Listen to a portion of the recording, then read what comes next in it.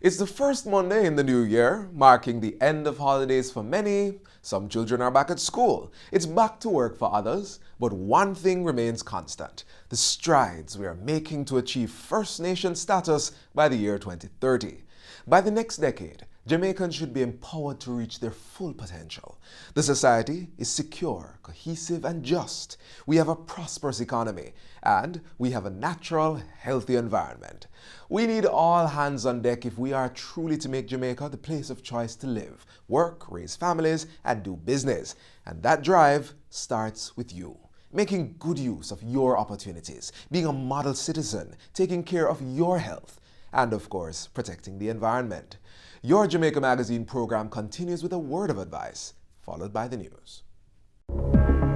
Mosquitoes can spread diseases such as dengue fever. Common symptoms of dengue include fever, severe headache, pain behind the eyes, muscle pain, joint pain, skin rash, nausea, and vomiting. If you feel you have dengue fever, visit your doctor or health center, rest, drink lots of fluids, use only paracetamol for pain. Do not take aspirin or other painkillers. Protect yourself from dengue and other mosquito-borne diseases. A message from the Ministry of Health.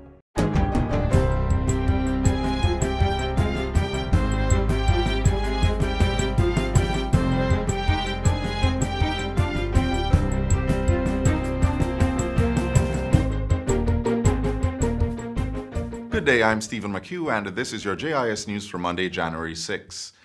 The Ministry of Health and Wellness is investing more than $1.7 billion to strengthen security services at public health facilities within the Southeast Regional Health Authority, SARA.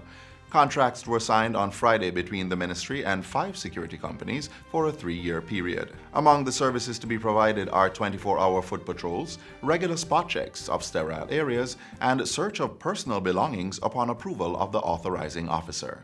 Portfolio Minister Dr. Christopher Tufton says the measure is part of a continued upgrade of security protocols at public health facilities to ensure the safety of staff and patients. A public health institution is intended to provide a safe space for persons who need help. And it's not just safe in terms of infection control, that's very important, but safe in terms of physical safety. As a government, we take the absence of or the threats to whomever uses these facilities, whether patient or staff, very seriously. Board Chairman of SARA, Wentworth Charles, says the ministry's investment indicates the high importance government places on security at health institutions. As chairman of SARA, we intend to enforce the provisions and the terms and conditions in the contract to ensure efficiency, to ensure standards of performance, and to ensure that our patients, our medical personnel feel safe and secure at our hospitals. The new security arrangements will benefit health facilities in St. Catherine, St. Thomas, Kingston, and St. Andrew. 228 farm workers are leaving the island this month to take up employment opportunities under the Seasonal Agricultural Workers Program in Canada. The first batch was dispatched last Friday following a send-off ceremony at the Ministry of Labour and Social Security's Overseas Employment Services Centre in downtown Kingston. 185 of them have participated in the program before, in some cases for 5 to 10 and up to 15 years. The majority of the workers will be dispatched to Ontario, where they will be engaging in planting, irrigating, weeding, working in greenhouses and on poultry farms, and in fruit and vegetable production. Labour and Social Security Minister Shahini Robinson has assured the workers that they will have the support of the ministry's liaison service in Canada. Her speech was delivered by State Minister Xavier Main. Do not hesitate to make contact with your liaison officer if you are experiencing a challenge for which you need an assistance. The overseas farm workers were also encouraged to keep in contact with their families. In order to help to assist in maintaining the family bond, the ministry has established a service that will help to cushion the impact of your absence on the family. While you're away, the social workers attached to our Family Services Unit will make contact with your family to ensure that they are doing well. More than 10,000 Jamaicans go to Canada annually, and about 85% of them are returning workers. Government Senator Matthew Samuda is proposing that an environmental impact assessment study be undertaken to determine the effectiveness of the ban on certain categories of single-use plastics. The ban on single-use plastics came into effect on January 1, 2019. Senator Samuda tells JIS News that the study should look at how much plastics have been taken out of the island's waste stream since then and indicate whether further revision to the policy is needed. While making that call, however, he says that from the government's perspective, the ban has already proven successful. He says the policy has significantly reduced the quantity of plastic bags being used in the marketplace, which means several tons of plastic are no longer going into your waste stream. The policy, which is meant to address pollution of the environment, advanced this New Year's Day when a ban came into effect for the local manufacture, distribution, and use of expanded polystyrene foam products used in the food and beverage industry. The National Works Agency, NWA, has spent almost $17 million repairing sections of the Orange Hill roadway in western Westmoreland. The work was completed under the agency's Maintenance of Secondary Roads program. Orange Hill is a small rural community located on the outskirts of Negril. The NWA says its repair became necessary as over time the roadway deteriorated, resulting in sections becoming heavily pitted. The agency sought to provide a reprieve to commuters by repairing the worst affected sections of the 6.5-kilometer stretch of roadway. The work commenced in mid-November 2019 and was completed in December. And finally, construction of the new Maypen Fire Station in Clarendon is expected to commence in the 2020-2021 financial year, which begins April 1. This was disclosed by Local Government and Community Development Minister Desmond McKenzie at a recent press conference. He also revealed that discussions were far advanced for the construction of 2 additional fire stations, one in the corporate area and the other in rural Jamaica. Papine has been an area that has been looked at for years as it relates to the location of a new fire station. Those discussions are well advanced. Discussions are underway to identify a location in South Trelawney to build the other station. Based on the survey that was conducted by the brigade and the constant demand and complaint from residents, especially in that section of Trelawney, there is definitely a need for such facility. In recent years, several contracts have been finalized for the construction of fire stations in St. Thomas, St. Mary, and St. James. And that's it for JIS News Today. I'm Stephen McHugh. Thanks for watching.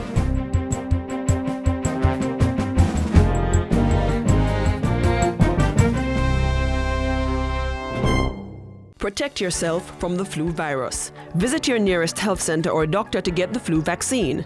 Cover your mouth and nose when coughing and sneezing. Wash your hands regularly with soap and water or by using an alcohol-based hand sanitizer. Avoid the spread of germs by not touching your eyes, mouth, or nose. And be sure to regularly disinfect surfaces and objects that are used often. Remember, your health is your responsibility.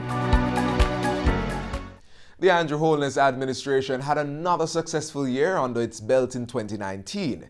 Catch highlights of the activities in the office of the Prime Minister this past year.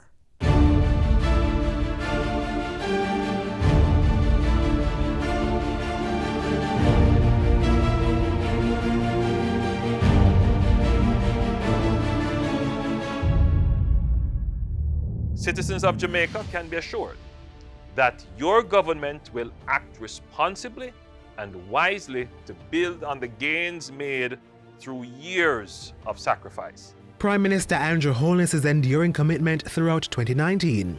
Having successfully graduated from its International Monetary Fund program in the year, plans were executed to continue Jamaica's growth agenda.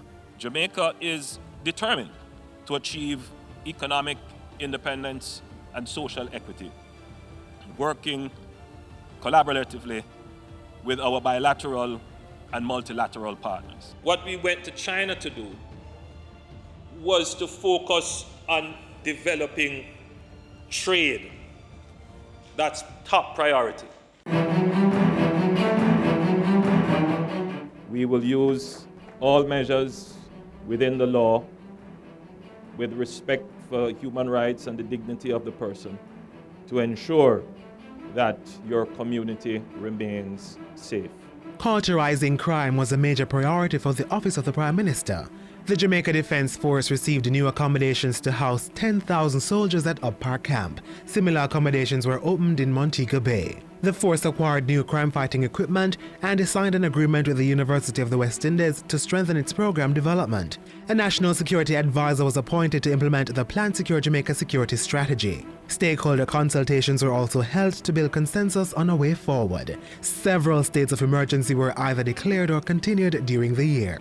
So too were the two long-standing zones of special operations in St. James and West Kingston. The government will use all the tools available to protect the lives of citizens. To bolster the efforts of the security forces, the Violence Prevention Commission began examining ways to address all aspects of discord on the island. A national plan of action and integrated approach to child abuse was also implemented.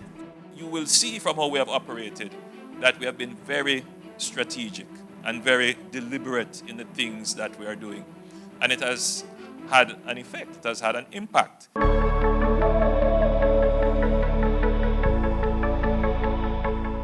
Now is the time for action. Minister without portfolio Mike Henry's charge as he oversaw preparatory works for the Vernon Field Aerotropolis project. He also saw to the relocation of the Jamaica Information Services Television Department to South Odeon Avenue. Over the Jamaica Social Investment Fund, $8.4 billion was allocated to crime, education, poverty eradication, behavioral change, and sanitation projects. The Chase Fund assisted with the establishment of a 16-bed high-dependency unit at the Kingston Public Hospital, the construction of a space for social needs patients at the Savannah Lamar Hospital, and installation of water harvesting and upgraded sanitation systems at 5 schools. In 2019, the contract for the National Identification System NIDS solution was amended. The government decided to focus on the initial ICT upgrade to address urgent needs at TICA and RGD. This and other system upgrades will accommodate the full rollout of a new NIDS bill, which is expected to be tabled by March 31 this year. In addition to digitizing its records, the Registrar General's Department set up a complaints management system at its call center and expanded its electronic database. An electronic production system for birth, death, and marriage certificates was also introduced. We cannot build a country without uplifting the more vulnerable elements of the society. Over 6,000 unattached youth were engaged under the Housing Opportunity Production and Employment Hope program. 1,885 youth were part of the Jamaica National Service Corps, managed by the Jamaica Defence Force. $1 billion was set aside in the budget for the housing component of Hope. Danville Walker was tapped to lead the initiative in June. And in November, the program handed over an $8 million rehabilitated 5-bedroom home for fire victims. In 2019, the National Housing Trust lowered all mortgage rate bands by 1%, increased the loan ceiling to $6.5 million, broadened the income bands to accommodate more Jamaicans, hiked the construction loan limit, and introduced an intergenerational mortgage scheme. The trust also disbursed $1.7 billion to upgrade 16 housing schemes and delivered scores of housing solutions across several parishes. And through a guaranteed purchase program, even more Jamaicans were provided with houses. Now is the time to build house. Now is the time to buy house. All these accomplishments were the result of skillful implementation of a strategic plan to transform Jamaica into a modern, peaceful, and prosperous society.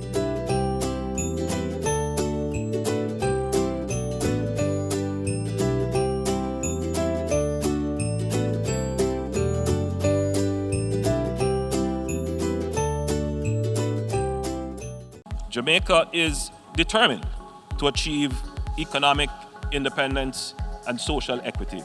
We are creating a sustainable path for a new Jamaica. My responsibility is to ensure that we advance this process with urgency.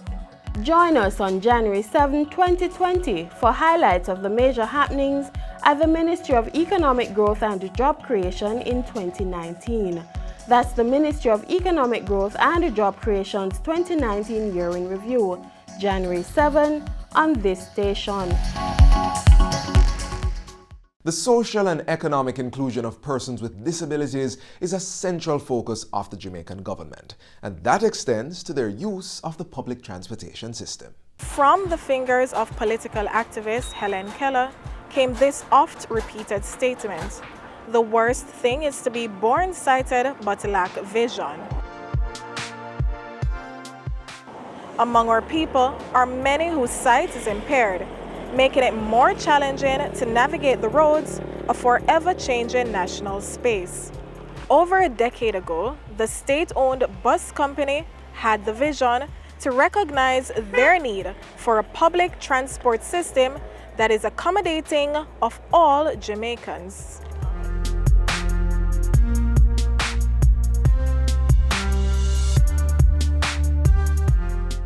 I lose my sight. It's going from 89, totally blind, 2004. 89 when I check my sight, 5% in the left eye and 95 in the right eye. Everything goes 2004. Well, 2004, I was fretting on it. I hear about Society for the Blind, and Mrs. Wallace, who do the training, who train us to take the bus. Train us to go to transport center, walk on the road, walk between light posts, walk on the sidewalk. I prefer to take the JUTC. When I take the bus to the transport center, boy, the customer service is very nice. They ask you where you're going and then take you downstairs or upstairs and then put you on a seat to sit down. Sometimes they wait on you till the bus comes and put you inside the bus and tell the driver, where to let you off. Since 2005, the JUTC began offering a disabled service, and we did so recognizing that there are other forms of transportation service or operators who do not provide a similar service to members of the disabled community. We recognize that they're an important part of the traveling community, and it is in fact incumbent on us, being a government-run entity, to provide such a service for those who may not otherwise be able to access private transportation services.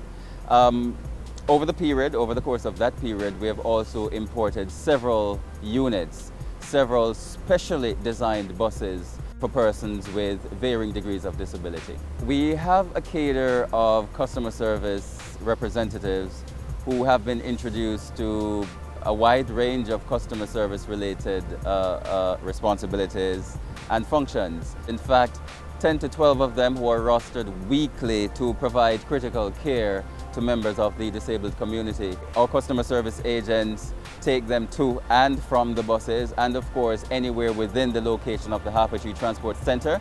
They also provide sanitary support for them. I lost my sight last year, February. Taking the transport, sometimes I'm feeling excited. Sometimes, not all times. Because taking the transport, I can miss my steps. When crossing the road, sometimes I'm feeling down. Nervous, like, can't wait to get over it. I can cross in the road, anything can hit me. So those things will run in my intention. Yeah, and hole can be there. And even though the kid will drop in the hole sometime, you can still do wrong things and drop same way. So them something always come up in my thought at all times. Crossing the road, taking the vehicle. And sometimes tears come at my eyes because the way how the person react, people will see me. Some of them will say, you're not blind. And you act like you're blind because your eyes don't look like you're blind. Part of the training involves engaging the Disabilities Foundation to see how it is that we ought to care for members of the disabled community. So for example, there is in fact a particular standard and protocol in which persons who are blind, for example, ought to be carried around. One day I was at the bus stop. I took a bus 46 from downtown And I asked tell the driver, I said, I'm going at Union Square Jug Serve. And it was a woman driver. And believe you me, when the lady reached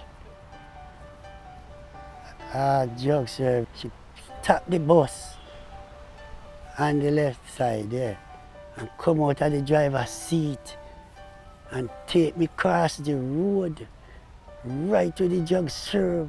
I was so pleased, man. You have some nice driver. The visually impaired individual is firstly someone with basic human rights, those shared by every other Jamaican. And while a disability-friendly transport system may not be on the list of basic human rights, as the JUTC recognizes, it is a critical part of ensuring that Jamaica is truly a place where everyone of every ability can live, work, raise families, and do business.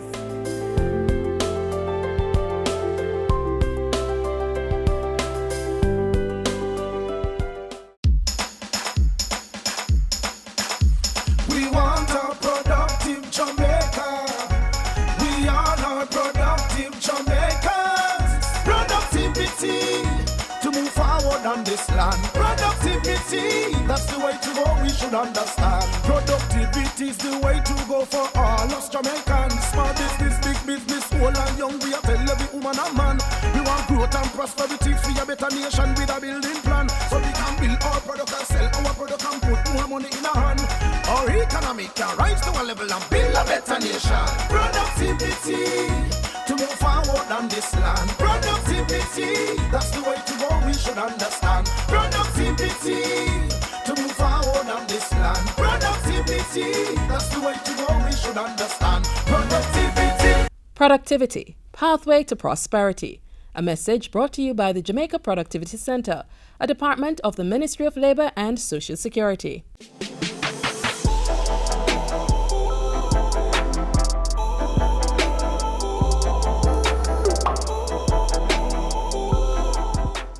In addition to information sharing, mitigating the effects of an earthquake is made possible through the use of simulation technology.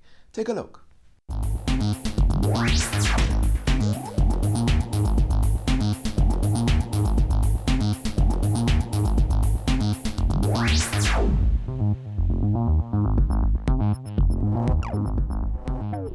Floods and earthquakes are two of the most common natural disasters. But unlike earthquakes, which usually take us by surprise, flooding to some extent can be predicted. Through the use of revolutionary technology, awareness of the possible outcomes of a natural disaster has become more advanced.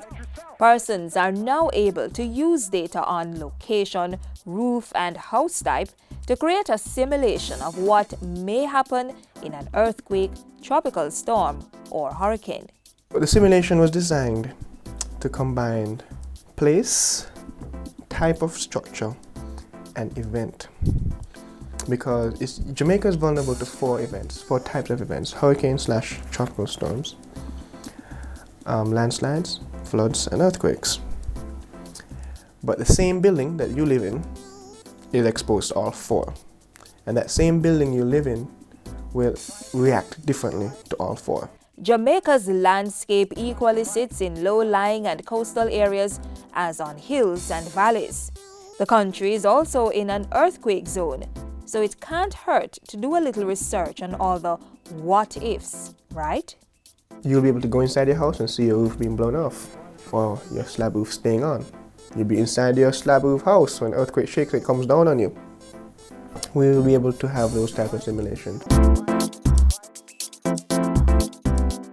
How about the possible outcome of a Category 5 hurricane if you're living in a zinc roof wooden house that is built on stilts in a river valley?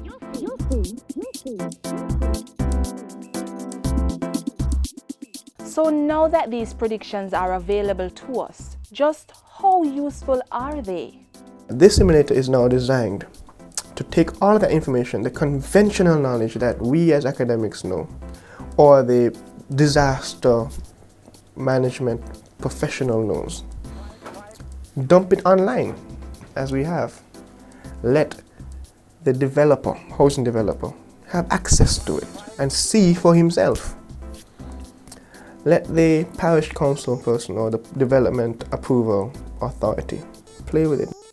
And once they've viewed it, the authorities can use the data to plan areas for development, approve or deny development applications, and build better. The simulator is not just a special effect disaster interactive tool, but one that takes into account the realities of environmental and living conditions here in Jamaica. And the simulator also seeks to bring an awareness of the impact natural disasters may have on lives, properties, and businesses in relation to the country's national goals. The effect a hazard would have on everything ranging from the individual to the nation is important, and scaremongering only goes so far. The simulator allows you to either scare yourself or reassure yourself, but it's based on reality. Another useful element to this drill is the data it uses. Historical data are planted and come to life through the simulator to facilitate emergency responses as well as forward planning in action. Knowing where hazards are and knowing where they're not is extremely valuable information to businesses such as insurance. Instead of blanketing Portland as a hazard-prone parish, we can know which parts of Portland are hazard-prone, therefore allowing people in Portland who are not in hazard-prone areas to get lower insurance premiums. You underwrite them differently. And you also underwrite more accurately and properly the people who are in hazard-prone zones. So, if you have already bought your dream home or are thinking of buying or building, you may want to try a few simulation exercises to test the stability of your home or to find out if where you intend to build is the best place to put down roots.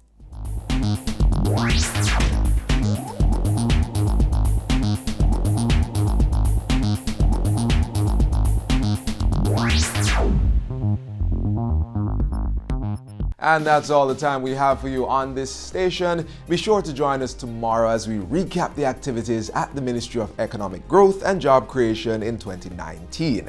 If you missed the Office of the Prime Minister's Year in Review, visit our YouTube channel or our website to watch it. Stay connected with us. You can join us on Facebook, Instagram, and Twitter. You can also download our mobile app that's iOS and Android compatible. On behalf of the entire team here at the JIS, I'm Theodore Henry. Thanks for watching.